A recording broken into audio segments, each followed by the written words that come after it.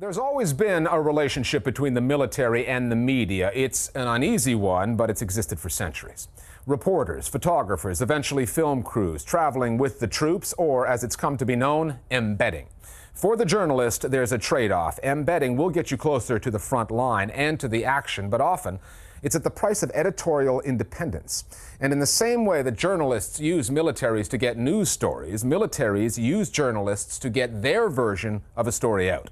Those are two agendas, and they often come into conflict. We saw an example of that last month when navies from the U.S. and more than 30 other countries completed the largest joint exercises the Middle East has ever seen, a dress rehearsal for the hunting and destroying of mines in the Strait of Hormuz.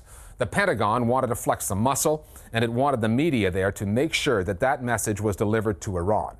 Al Jazeera correspondent Cal Perry was on board, along with his cameraman Bradley McLennan. They had one eye on the naval exercises, the other on the media story.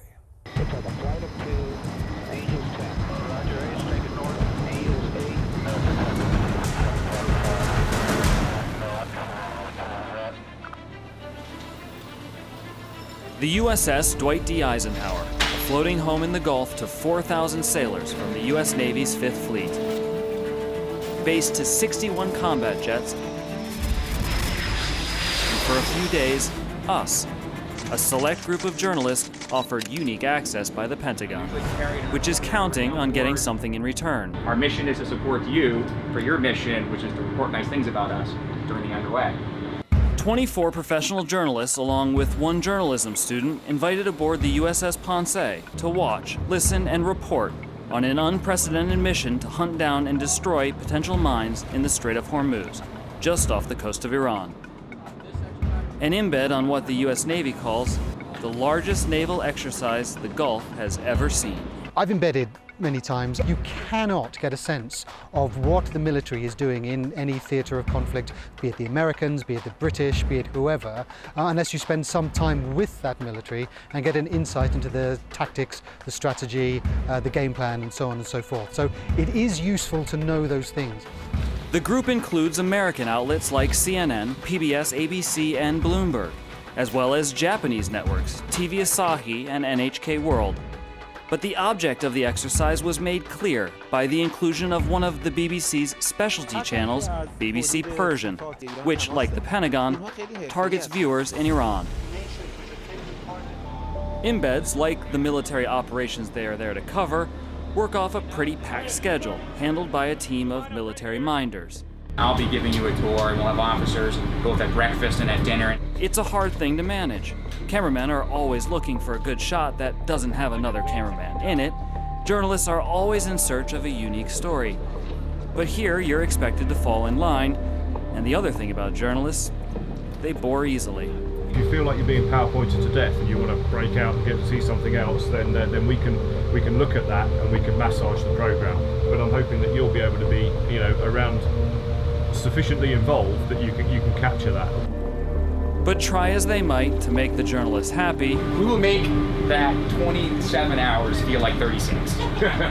ultimately these two cultures, military and journalistic, are on a collision course. And as often happens on a dog and pony show like this, the journalists start complaining about what's on offer. Why weren't we allowed to see actual mine clearing exercises? Well, I think you are seeing. I mean, you've seen small craft deploy with divers. You've seen the MCMs. They've demonstrated the various capabilities they have.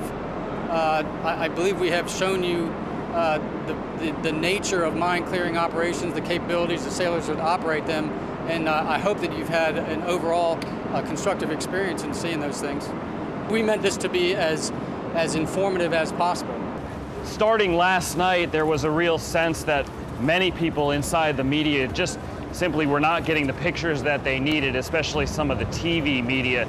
And there was really the PAOs, the public affairs officers, they're everywhere. They know that. So this morning, they decided to add a lot to the schedule. What you see now is divers are going to go into the water. They'll have all their gear on. Of course, if this were a real world situation, they wouldn't have their gear on. They'd go out to the target first, then they put their gear on. But for us, they're going to put on a show. Live fire exercises. Drones. combat flybys.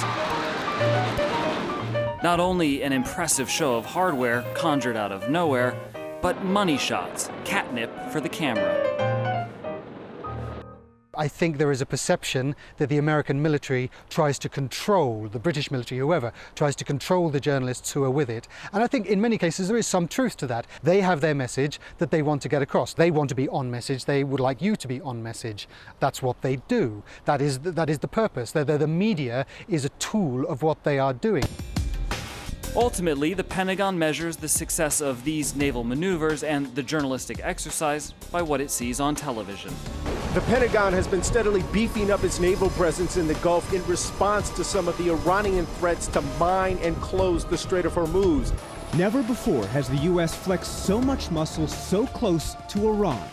Only the most discerning or channel-hopping viewer would notice the similarities in coverage, that what they are watching has been expertly orchestrated. I think there's a kind of sliding scale of usefulness of embeds. The sort of embed where you get 30 journalists in one place doing exactly the same thing at exactly the same time, and frankly probably not much going on, can be next to worthless. That doesn't necessarily mean that every embedded journalist goes along with that or just follows meekly in line. The problem comes when you have inexperienced reporters or reporters who come to identify very closely, too closely, with the troops. It can be useful, others can be much less useful. I didn't really know what to expect, but it's definitely exceeded my expectations. It's been wonderful, learned a lot. I got to be around incredible journalists. It's been a great opportunity. A great opportunity, but the officers on board are reluctant to discuss whether these naval maneuvers are really an exercise in intimidation. All about mines, freedom of navigation, maritime security, not about any one particular country. That's the official line, but the real message has been received loud and clear.